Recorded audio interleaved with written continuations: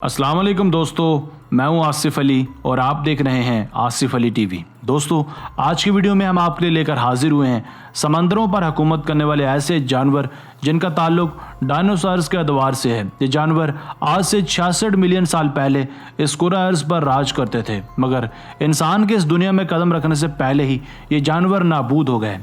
आज की वीडियो में हम आपको दिखाने वाले हैं चंद ऐसे ही द्विहैकल जानवर जो समंदरों पर राज करते थे, मगर खुशकिस्मती से अब यहाँ नहीं पाए जाते। तो चलिए स्टार्ट करते हैं।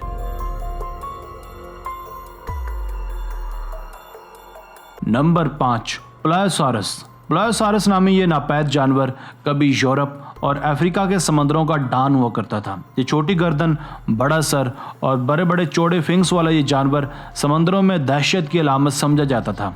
इसके बाकियात सबसे पहले 19वीं सदी में नॉर्वे में दरियाफ्त हुए। इसकी लंबाई 40 फुट से भी ज़्यादा थी। ये एक ही बार में खुद से बड़े जानवरों को लुक़मा अजल बना देता था। इसकी खुराक में मछलियां, सेफलोपॉड्स और दीगर समुद्री रेप्टाइल्स शामिल थे। इसकी लंबाई तकरीबन 40 फुट से भी ज़्यादा थी। आज इसके जिस्मानी ढांचे के कई हिस्से दुनिया के मुख्तलिफ म्यूजियम्स में रखे गए हैं।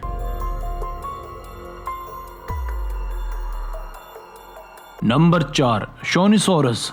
शोनिसोरस भी एक बड़ा और ख़तरनाक समुद्री जानवर था जो कि इक्तिसौर की जिन्स से ताल्लुक़ रखता था। ये तकरीबन इस दुनिया पर लगभग 237 से 227 मिलियन साल पहले हुकूमत करता था। इसके जिस्मानी बाकियात साल 1920 में निवाडा में खोदे गए। ये दिखने में एक बड़ी डॉल्फिन मछली जैसा दिखाई देता था। इसका वज़न भी नाकाबिले यकीन तौर पर 27,000 किलोग्राम या फिर उससे भी ज़्यादा था।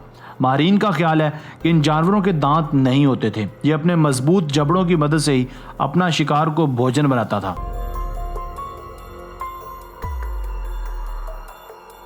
नंबर 3, नोथोसॉरस।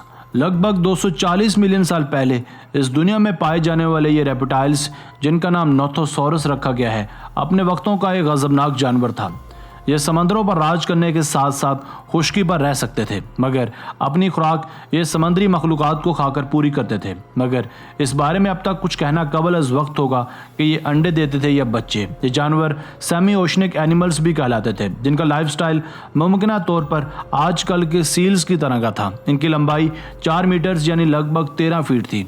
इनके लंबे झिल्लीदार पांव और दुम पर लगी फिन इसे एक ताकतवर समुद्री जानवर साबित करती थी। ताहम इनकी किस्म के कुछ ऐसे भी थे जिनका साइज 16 से 23 फुट तक का था। ये तैरते वक्त अपने दुम का इस्तेमाल तो करते ही थे, मगर साथ ही साथ अपनी टांगों और वेब्ड फीट का इस्तेमाल भी करते थे।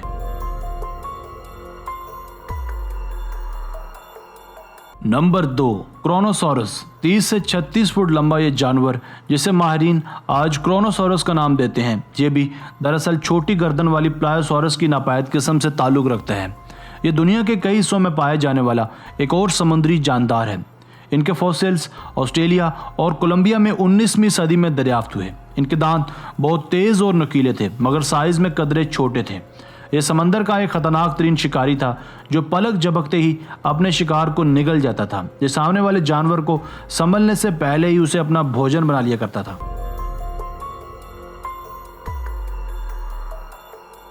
नंबर 1, शास्तासोरस। शास्तासोरस दरअसल दुनिया का सबसे बड़ा समुद्री रेप्टाइल था, जिसका ताल्लुक भी इक्तिसार की नाबूद हो जाने वाली जीन से था। इसके बाकियात भी 19वीं सदी में अमेरिका, कनाडा और चाइना से बरामद हुए। इसका साइज़ 21 मीटर्स यानी 69 फुट तक का था। इसका वज़न 70,000 किलोग्राम तक का होता था। ये भी अपनी पेट पूजा करने के लिए समुद्री जानदारों जैसे मछलियाँ वगैरह को ही निगलता था। ये 2 करोड़ से भी ज़्यादा साल पहले इस धरती पर राज करता था। दोस्तों, आज की वीडियो बस यहीं तक थी। उम्मीद है आपको पसंद आई होगी।